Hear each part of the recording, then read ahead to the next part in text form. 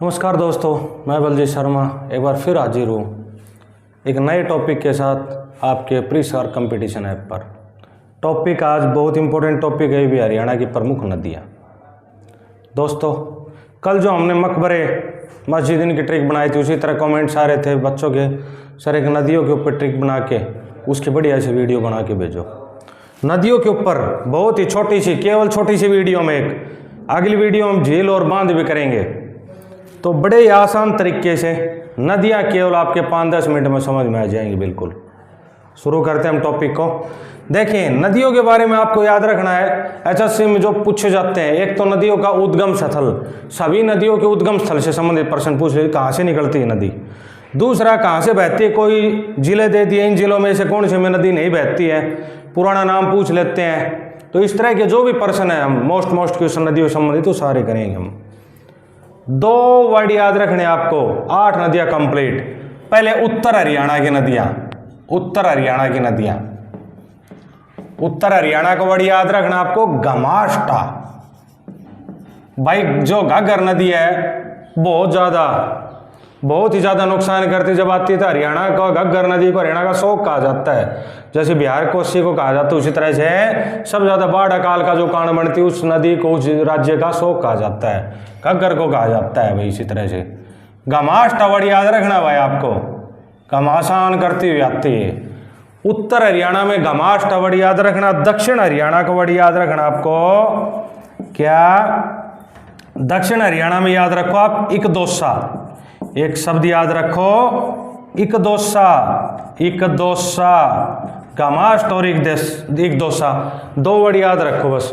8 नदियां तो होगी, एक पूर्व की नदी बची है, यमुना नदी। भाई सबसे पहले हम वो ही करेंगे। देखो, हरियाणा प्राचीन टाइम में सरस्वती नदी के किनारे स्थित था, इसी के कारण हरियाणा जाना जाता था, और द्वास्त नदी इसका प्राचीन नाम था सरस्वती का, ये हम सब करेंगे इसमें। लेकिन आज हरियाणा है तो आधुनिक टाइम में यमुना नदी के किनारे बोला जाता है। एकमात्र सदानीरा नदी हिमालय पर्वत से निकलती है, सदाबहार नदी, 12 महीने बहने वाली, और सारी बरसाती नदियां हैं, 12 महीने बहने वाली नदियां हैं, वो कौन सी है, यमुना नदी। सबसे पहले यमुना नदी के बारे में करते हैं। शिवालिका क्षेत्र, शिवालिका क्षेत्र क्या है, हिमालय का जो निचला हिस्सा उसको शिवालिका क्षेत्र बोला जाता है भाई। शिवालिका क्षेत्र हिमालय के जो 3 सबसे ऊंची वाली चोटी, जो माउंट एवरेस्ट वगैरह, K2, कंचनजंगा, ये सब वर्ध हिमालय में है, सबसे ऊंचे वाले हिमालय में। उसके बाद बीच का मध्य हिमालय, नीचे वाला जो क्षेत्र है, ये अपने हरियाणा में 3 जिलों के साथ लगता है भाई, पंचकुला में, अंबाला में और यमुनानगर, इनके साथ लगता है। कौन सा क्षेत्र, शिवालिका का क्षेत्र, हिमालय का क्षेत्र है ये। यहाँ पे यमुनोत्री नामक जगह से है, कौन जगह से है, यमुनोत्री, यमुनोत्री उद्गम स्थल है। यमुनोत्री से निकलती है, हरियाणा में प्रवेश करती है भाई यमुनानगर के ताजेवाला गांव में, कलेसर जंगल से। भाई कलेसर से प्रवेश करती, इंपॉर्टेंट पॉइंट है ये, ध्यान रखना आपको। कलेसर में बहुत सारा पानी भर देते हैं, वहाँ पे मछलियाँ पैदा होती, मासीर मछली की किस्म बहुत ही प्रसिद्ध है वहाँ पे। इसके अलावा इस नदी में मछुआरों का, उस जगह को मछुआरों का सौरक कहा जाता है। कलेसर जंगल में जहाँ पे इसका पानी बहुत ज़्यादा इकट्ठा होता है, वहाँ पे मछुआरों का सौरक कहा जाता है यमुनानगर में उस जगह को। ताजेवाला गांव में इसके ऊपर एक बांध बनाया हुआ है, हथनी कुंड बैराज, हथनी कुंड बांध है। उसी से हरियाणा की सबसे बड़ी नहर, देखो नदियों के अलावा एक तो अलग से बता रहे हो पर्सन, नहर, हरियाणा की सबसे बड़ी जो नहर है पश्चिम यमुना नहर, वो भी वहीं से निकलती है, ताजेवाला से। तो आपको ध्यान रखना है भाई, यमुना नदी जो है वो प्रवेश करती है कलेसर से, और यमुना नहर कौन सी, पश्चिम यमुना नहर जो निकलती है वो ताजेवाला बांध से निकलती है, वो भी ताजेवाला गांव है यमुनानगर में, वहाँ से। ताजेवाला गांव अपना हरियाणा का सबसे पूर्व का गांव है, जैसे पश्चिम का चौटाला है सिरसा में, इसी तरह से। और भाई 2 जैसे मेवात में है, शाहजहादपुर जैसे पंचकुला में, ये 4 गांव है जो चारों किनारों के ऊपर स्थित हरियाणा में। इसके बाद ये नदी आगे चलती है भाई, यमुनानगर से आगे प्रवेश करती है करनाल में, करनाल के बाद पानीपत में, पानीपत के बाद ये सोनीपत में पहुंचती है, फिर दिल्ली की साइड निकल जाती है भाई। दिल्ली के बाद ये प्रवेश करेगी फरीदाबाद में, फरीदाबाद के बाद ये प्रवेश करेगी पलवल में, एक थोड़ी सी दूरी बहने के बाद फिर ये निकल जाती है यूपी की साइड। 325 से 328 किलोमीटर इसकी लंबाई बताई जाती है हरियाणा में यमुना नदी की। यमुना नदी हरियाणा की सबसे बड़ी नदी है। यमुना नदी उत्तर प्रदेश और हरियाणा की बॉर्डर के ऊपर बहती है, पूर्व की नदी है। मुख्य पॉइंट तो ये। नेक्स्ट है भाई पहली ट्रिक, अपने उत्तर हरियाणा की पहली ट्रिक घमाष्टा, गै से भाई घग्गर नदी, उसके बाद मारकंडा, मारकंडा, उसके बाद सरस्वती, सरस्वती, टा से टांगरी नदी। भाई कौन सी नदी? टांगरी नदी। तो ये उत्तर हरियाणा की प्रमुख 4 नदियां, घमाष्टा बड़ी याद रखना आपको। घग्गर नदी यमुना के बाद सबसे बड़ी नदी है ये घग्गर नदी। ये प्रवेश करती है शिवालिका क्षेत्र में ही, यानी कि हिमाचल प्रदेश में एक जगह डागसाई, डागसाई से निकलती है ये। और प्रवेश कहाँ से करेगी? पंचकुला में। डागसाई जगह से निकलती है भाई, डागसाई पंचकुला में प्रवेश करती है। भी जगह पूछ ली जाए तो कालका से, कालका से पंचकुला में। और ये कहाँ से भाई? कलेश्वर जंगल से।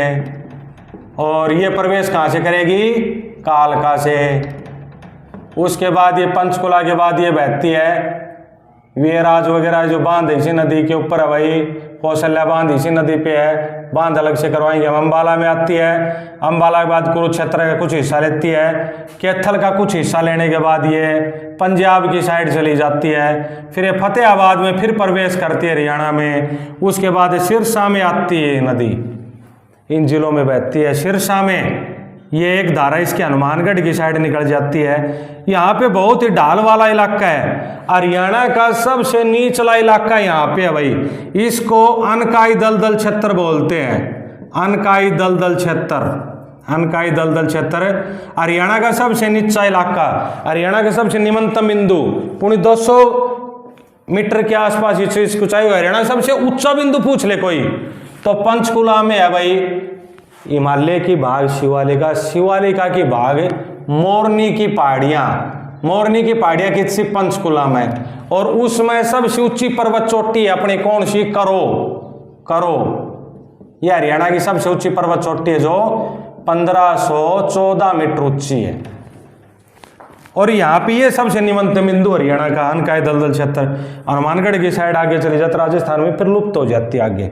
ये एक धारा इसकी बहती हुई आगे जाती है, फिर ये आगे पाकिस्तान तक जाती है। घग्गर को पाकिस्तान में किस नाम से पुकारा जाता है? आकड़ा के नाम से। कच्ची मिट्टी का एक बांध बनाया हुआ है पर ही, ओट्टू बांध कहते हैं। बांध का अलग से भी करेंगे, साथ साथ बीच में कुछ बता देता हूं मैं। ओट्टू बांध इसी नदी के ऊपर है भाई। ये थी घग्गर नदी, हरियाणा का शोक कहा जाता है इसको।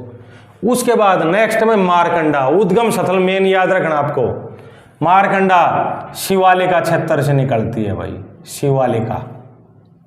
और अम्बाला से ये प्रवेश करेगी, उसके बाद कुरुक्षेत्र में आगे घग्गर नदी में मिल जाएगी। मारकंडा नदी भाई घग्गर में मिल जाएगी। पुराचीन टाइम में नदियां सरस्वती में मिलती थी, लेकिन अब ये घग्गर नदी में मिलती है। 85% पूछा गया तो मारकंडा नदी किस में मिलती है? घग्गर में। वो ध्यान रखना है हमें तो भाई। पंचकुला में मोरनी की पहाड़ियां हैं, मोरनी की पहाड़ियों से निकलती है कौन सी नदी भाई? टांगरी नदी। सरस्वती रहने दो अभी। टांगरी नदी, टांगरी नदी ये निकलती है मोरनी की पहाड़ियों से। ये भी अम्बाला में बह के ये भी कहाँ मिल जाएगी? फिर आके घग्गर नदी में ही। अपनी हरियाणा की सबसे पवित्र नदी बच गई, यमुनानगर जिले से निकलती है भाई, आदि बद्री से, आदि बद्री जगह से, आदि बद्री जगह से सरस्वती नदी निकलती है भाई, सरस्वती आदि बद्री जगह से। उसके बाद ये चली जाती है आगे यमुनानगर से आगे कुरुक्षेत्र में, और फिर ये भी मिल जाएगी किसमें? घग्गर नदी में। लेकिन ये नदी अब लगभग लुप्त होगी। कोई ऐसा टाइम था कि आगे तक ये बहती थी, अब ये यहीं पर ही। और सरस्वती पुनरुद्धार धरोहर बोर्ड नाम से 2015 में इस नदी को दोबारा से चालू करने के लिए बोर्ड भी बनाया हुआ है, सीएम उसका अध्यक्ष होता है, ये भी ध्यान रखना आपको।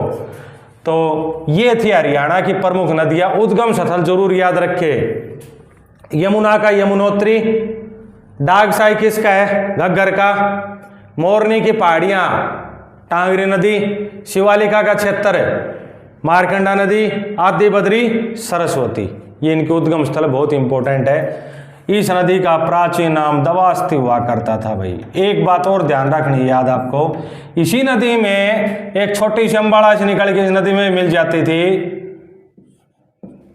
चौटांग नदी कहते थे इसको, कुरुक्षेत्र में आके मिल जाती थी, चौटांग नदी कहते थे। 9 किलोमीटर लंबाई हरियाणा की सबसे छोटी नदी बताई जाती है चौटांग।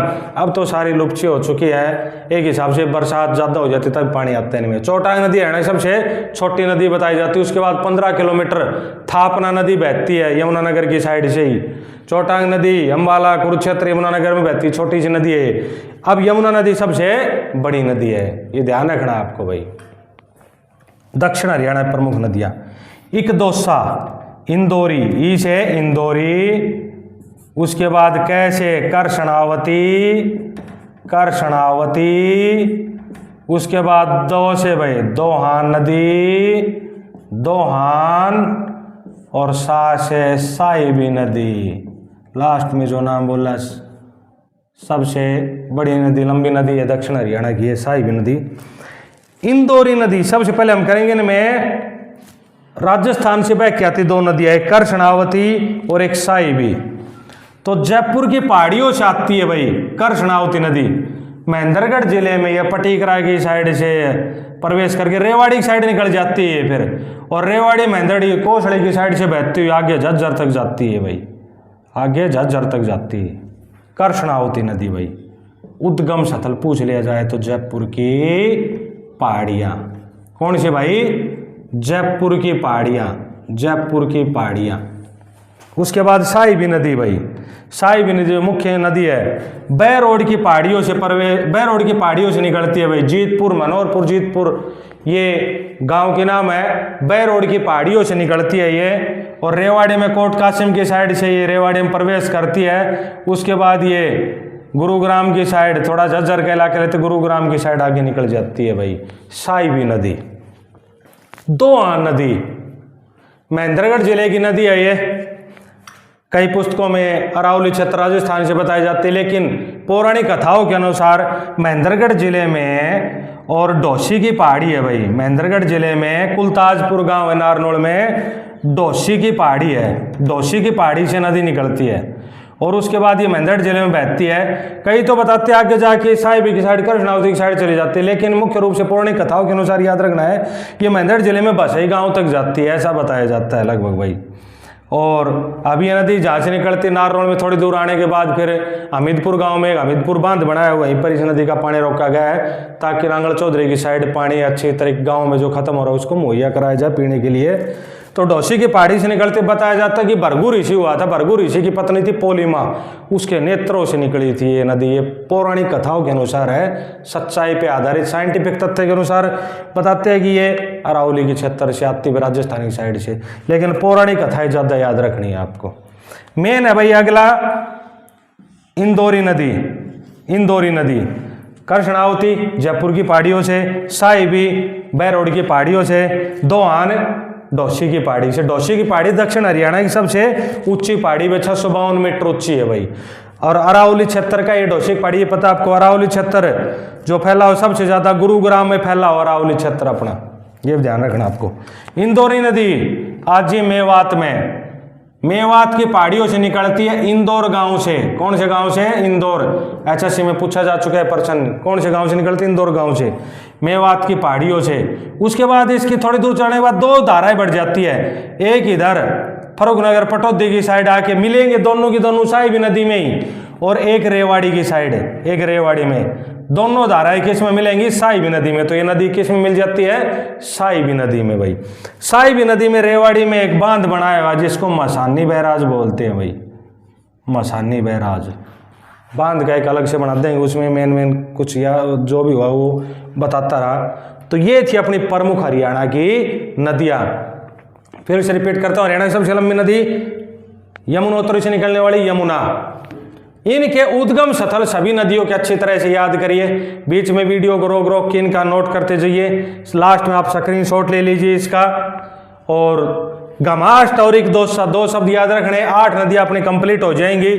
और एक 9वीं नदी यमुना नदी याद रखनी है। चौटांग वगैरह, थापनान वगैरह ये उत्तर हरियाणा की प्राचीन टाइम में बहने वाली छोटी छोटी नदियाँ थी। चौटांग हरियाणा की सबसे छोटी नदी बताई जाती है। तो ये छोटा सा एक टॉपिक था अपने हरियाणा की नदियों का। विश्वास है कि आपको अच्छे से समझ में आया होगा। कमेंट करके अपनी राय जरूर दीजिए। चैनल को सब्सक्राइब करिए ताकि हम लगातार अपनी वीडियो लगातार बनाते जाए। आपका बहुत बहुत धन्यवाद।